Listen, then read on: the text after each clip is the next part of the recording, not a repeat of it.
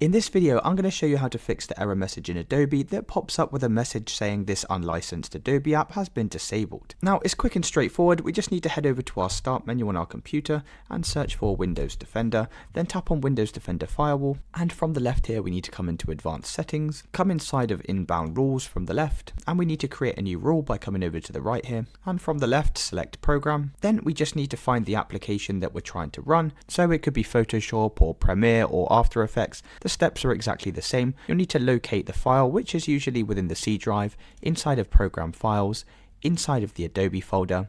And as you can see, here are all my Adobe folders. So let's say, for example, you were getting the error message on After Effects. We can just double click on that, click on After Effects, and then press Next to add it to the list. Then here you need to make sure you block the connection and press Next again. Then we just need to give it a name. I'm just going to call it Adobe, and then we can go ahead and press Finish. Then in this list, you'll need to remove any firewall settings that already exist in here. So as you can see, for After Effects, I already have these 4 rules here. So we just simply need to right click on them and select Delete and go down the list till they're all gone.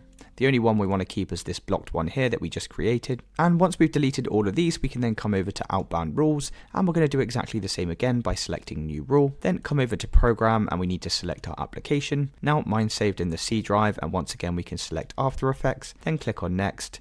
And again, we're going to block the connection, hit Next, and then give it a name. I'm going to call it Adobe once more and hit Finish. And then you should see this in the Outbound Rules here. And then just make sure we don't have any other references that already exist, but it looks fine to me. And that's it, guys. By following all of these steps, that would have got rid of the error message for you. If this video did help you, then please drop a like and subscribe. Until next time.